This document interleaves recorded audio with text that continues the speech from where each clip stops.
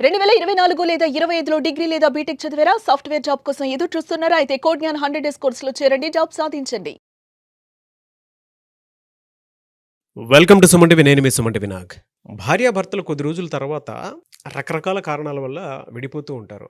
Number of reasons ఉంటాయి. కొంతమందేమో extra marital అఫైర్స్‌లోకి వెళ్ళిపోతూ ఉంటారు. కొంతమందేమో డబ్బు కోసం విడిపోతూ ఉంటారు. కొంతమందేమో పిల్లల కోసం విడిపోతూ ఉంటారు. కొంతమంది తెలియకుండానే ఇంట్లో ఎక్కువగా గొడవలు జరగటం వల్ల విడిపోతూ ఉంటారు. కొంతమందేమో వ్యసనాలకు అలవాటైపోయి ఏం చేయాలో తెలియక ఇంక వాళ్ళ నెత్తి మీద వాళ్ళే గుదిబండ ఒకటేసుకొని మొయ్యలేని పరిస్థితిలో ఉన్నప్పుడు విడిపోతూ ఉంటారనమాట. కారణాలు ఇవే ఉంటాయి ఏదున్నా సరే. వీడికి సంబంధించింది కాకుండా ఇంకేది కనిపించదు మీకు. ఆ రకరకాల కారణాలు భిన్న కోణాల్లో ఉంటాయి అంతే. అడాప్టబిలిటీ మాత్రం సేమ్ అప్లై చేసి చూస్తే మాత్రం దానికి రూట్స్ అన్నీ ఇవే ఉంటూ ఉంటాయన్నమాట.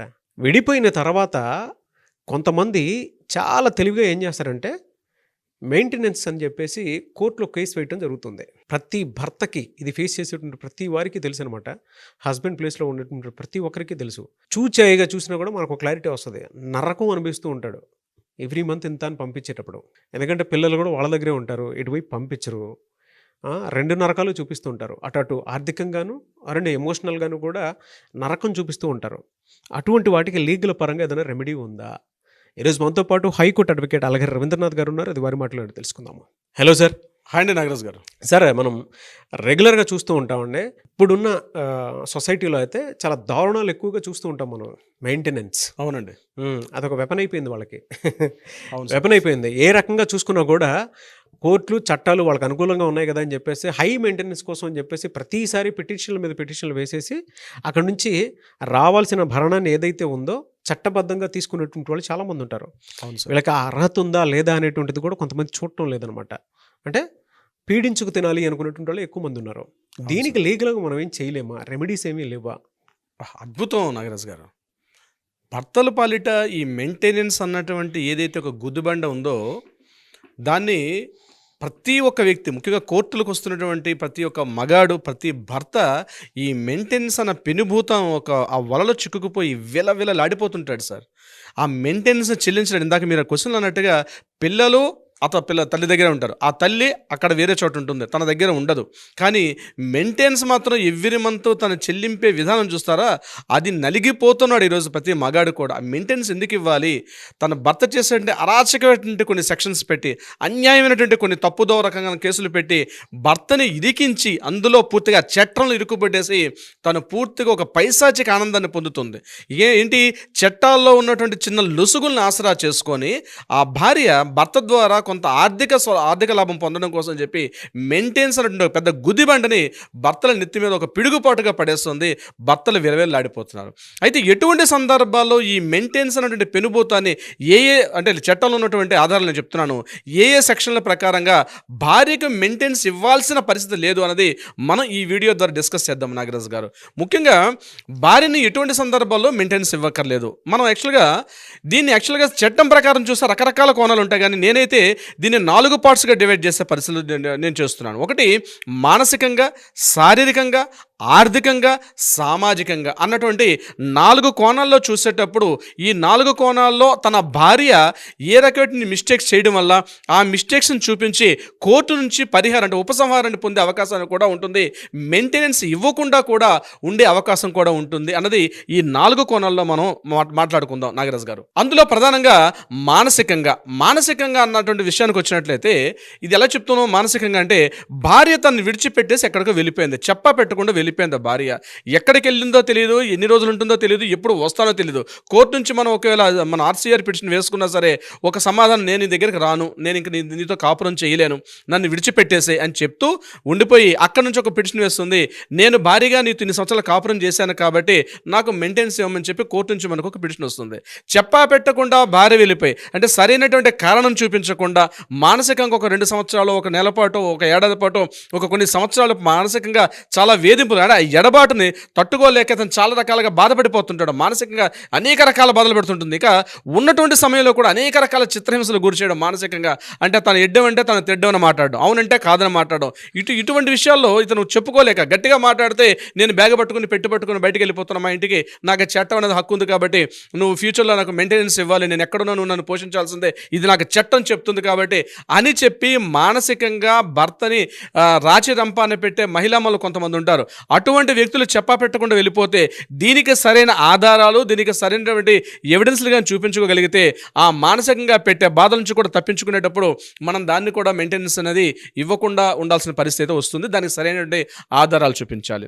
ఇక రెండవది శారీరకంగా, ఇది చాలా ఇంపార్టెంట్ పాయింట్. ఎట్లా అంటే ఆ స్త్రీ ఎవరైతే భార్య ఉన్నారో వేరొక వ్యక్తితోటి అక్రమ సంబంధంలో ఉండి ఆ అక్రమ సంబంధంలో ఉన్నటువంటి వ్యక్తితోటి బాగా పరిచయం పెంచుకొని కోలివిన్లో ఉన్నప్పుడు కోలివిన్ రిలేషన్షిప్లో ఉన్నా, లేకపోతే అతనితో పూర్తిగా సహచర్యలు ఉన్నా, అతన్ని పూర్తిగా పెళ్లి చేసుకున్నా పెళ్లి చేసుకోకపోయినా ఇతన్ని పూర్తిగా విడిచిపెట్టేసి పబ్లిక్ అన్ని రంగాల్లో కూడా ఆమె ఆ వ్యక్తితో కలిసి ఉన్నటువంటి సందర్భాల్లో ఈ వ్యక్తి మీద అంటే మాజీ భర్త మీద ఒకవేళ మెయింటెనెన్స్ కేసు వేస్తే అది ఎట్టి పరిస్థితుల్లో కూడా చెల్లుబాటు అవ్వదు.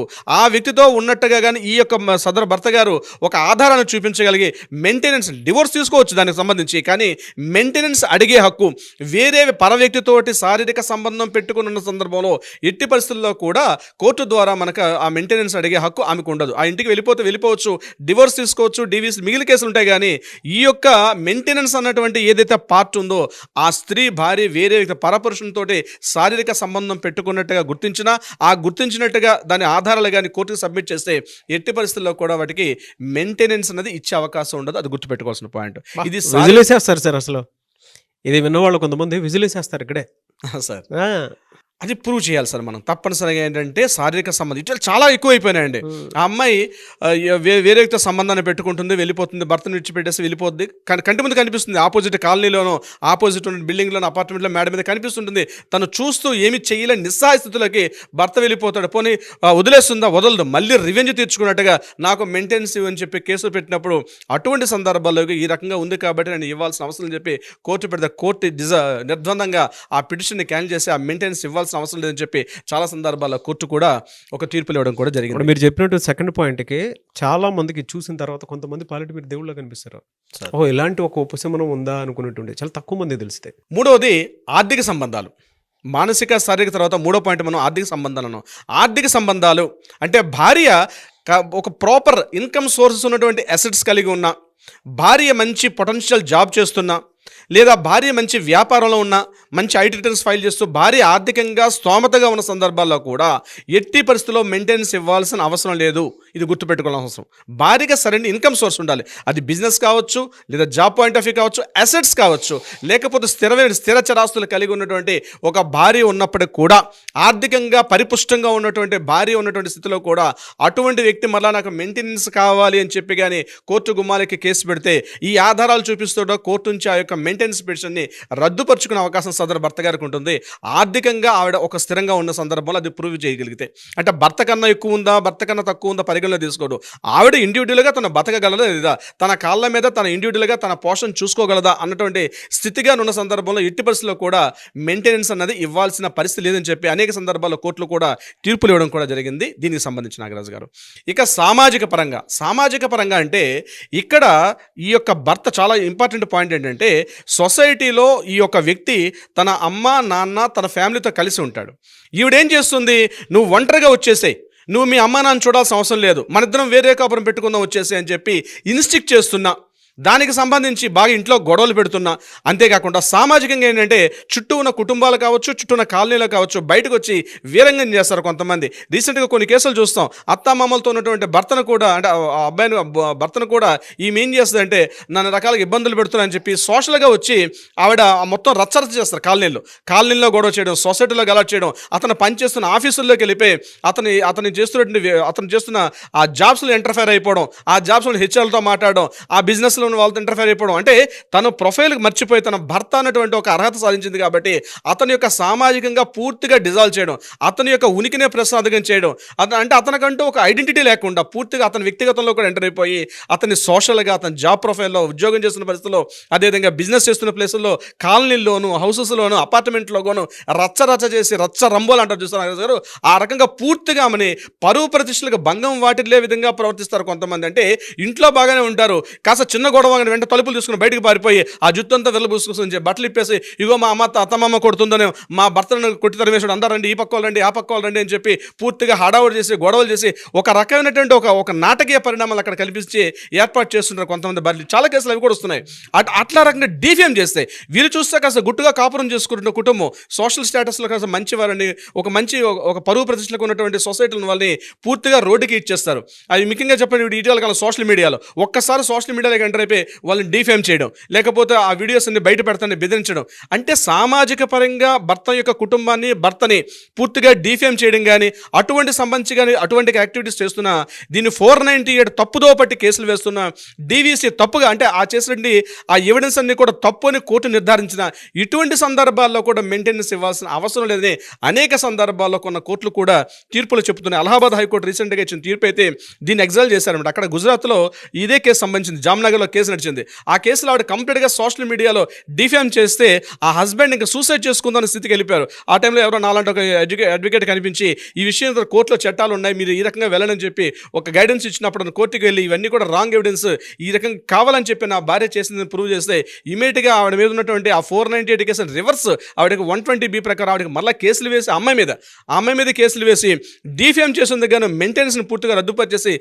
చివరికి ఇప్పుడు ఆమె మీద రివర్స్ కేసులు ఆవిడ మీద ఇప్పుడు కంటిన్యూషన్ అవుతున్నాయి కోర్టులో. అంటే అటువంటి సందర్భాలు కూడా ఉంటాయి. అంటే ఒక సొసైటీలో సామాజికంగా పేరు ప్రతిష్టలు, అంటే పేరు ప్రతిష్టలు పెద్ద సెలబ్రిటీ అనే ఉద్దేశం కాదు నాగరాజు గారు. మనం ఉన్నటువంటి అపార్ట్మెంట్లో, మనం ఉన్న కాలనీలో ఏదో కాస్త పేరుగా ఉన్నటువంటి కుటుంబాలు కూడా భార్య అనేటువంటి ఒక బ్రహ్మ పదార్థం ఇంటికి వచ్చి పూర్తిగా ఆ యొక్క పరువు ప్రతిష్టలు భంగం వాటిల్లే విధంగా ప్రవర్తిస్తే అటువంటి సందర్భాల్లో కూడా ఆ కేసులను కానీ సరైన ఆధారాలు కానీ కోర్టు ముందు ప్రవేశపెడితే అటువంటి సందర్భాల్లో కూడా మెయింటెనెన్స్ ఇచ్చే అవకాశం ఉండదు అని కూడా మనం చెప్పుకోవచ్చు. ఇలా చాలా సందర్భాలు ఉంది. మెయింటెనెన్స్ అనేది ఖచ్చితంగా ఇవ్వాలంటే ఇవ్వాల్సిన అవసరమే లేదు. కొన్ని ప్రత్యేక పరిస్థితుల్లో మాత్రమే భార్యకి మెయింటెనెన్స్, ప్రతి సందర్భంలో ప్రతి కేసులో మెయింటెనెన్స్ ఇవ్వాల్సినటువంటి అవసరం అయితే లేదు. కొన్ని ప్రత్యేక పరిస్థితులు ఇవ్వాలి, చాలా సందర్భాల్లో ఇవ్వాల్సిన అవసరం లేదు అన్నది మనం చెప్పుకోవచ్చు నాగరాజు గారు. వాహ్! కానీ చాలామందికి మీరు ఇచ్చినటువంటి వెసులుబాటు చట్టంలో ఇవి ఉన్నాయని చెప్పేసి ఎప్పుడైతే చెప్పడం జరిగిందో ఎక్కువ మంది కింద కామెంట్ బాక్స్లో హ్యాట్స్ ఆఫ్ చెప్తూ థ్యాంక్స్ చెప్తారు సార్. ఎందుకు అని అంటే కొన్ని పాయింట్స్ కొంతమందికి తెలియదు. ఓహో, ఇలా కూడా మన రక్తం అంటే పీడించుకు తింటున్నటువంటి రక్తాన్ని మళ్ళీ మనం తిరిగి తెచ్చుకోవచ్చా అనుకున్నటువంటి దానికి ఒక కీ పాయింట్స్ అనమాట ఇవన్నీ. అంటే మనం అందరి గురించి నెగిటివ్గా మాట్లాడుకోవడానికి లేదు, కొంతమందికి నిజంగానే మెయింటెనెన్స్ అవసరం. బట్ ఎక్కువ మంది ఎవరైతే నెగిటివ్ పాయింట్లో నుంచి దాన్ని తీసేసుకొని వాడుకుంటూ ఉన్నారో వాళ్ళకి మాత్రమే ఇదనమాట. సో సరే, ఇలాంటివి చాలా జరుగుతున్నాయి కాబట్టి మీలాంటి వాళ్ళని అప్రోచ్ అవుదాం అనుకున్నటువంటి చాలామంది ఉన్నారు. మిమ్మల్ని అప్రోచ్ అవ్వాలంటే ప్రాసెస్ ఏంటి? తప్పనిసరిగా నాగరాజు గారు దీనికి సంబంధించి ఇటువంటి ఇష్యూస్లో ఉన్నటువంటి వ్యక్తులకి ఎవరైనా ఉంటే కింద స్క్రోల్ అవుతున్న నెంబర్ని కాంటాక్ట్ చేయగలిగితే వాటికి కావాల్సిన సలహా సంప్రదింపులు మన లీగల్ టీం ఇస్తారు. అదే కాకుండా కోర్టుల్లో వివాదాలు ఉంటే న్యాయపరంగా ఏదైనా పరిష్కారం కావాలంటే కూడా ఆ దిశగా కూడా ప్రయత్నం చేస్తారు Nagaraju garu. Okay, anyway sir, thank you so much Ravindranath garu. Thank you so much Nagaraju garu. చూసారు కదండి ఈ వీడియోపై మీ అభిప్రాయాన్ని కమెంట్ బాక్స్లో పోస్ట్ చేయండి. ఒకవేళ దీని నుంచి సఫర్ అవుతున్నటువంటి వాళ్ళు, అవి మెన్ అయినా విమెన్ అయినా సరే, కొంతమందికి ఏంటంటే తెలియకుండానే మెయింటెనెన్స్ అనేది చాలా తెలివిగా కొంతమంది భర్తలు ఏం చేస్తూ ఉంటారంటే దాన్ని వీళ్ళకి ఎందుకు ఇవ్వాలి అనుకునేటువంటి మోటో అంతా బాగున్నా కూడా కొన్నిసార్లు వీళ్ళకి రాని కూడా చేస్తారు. బట్ వీళ్ళు నిజంగానే సఫర్ అవుతూ ఉంటారు. అటువంటి వాళ్ళు మీ ఒపీనియన్ ఏదన్నా కింద కామెంట్ బాక్స్లో షేర్ చేయండి. మీకు కూడా ఎలాంటి చట్టాలు ఉన్నాయి అనేటువంటి దాని మీద డెఫినెట్గా మేము వీడియోస్ చేస్తాము. అండ్ ఈ వీడియో లైక్ చేయండి, షేర్ మాత్రం తప్పకుండా చేయండి. ఇలాంటి మరిన్ని వీడియోస్ కోసం మా ఛానల్ ఫాలో అవ్వండి. Thank you. సుమన్ టీవీలో మీ పర్సనల్ అండ్ బిజినెస్ ప్రమోషన్స్ కోసం కింది నెంబర్కి కాంటాక్ట్ చేయండి.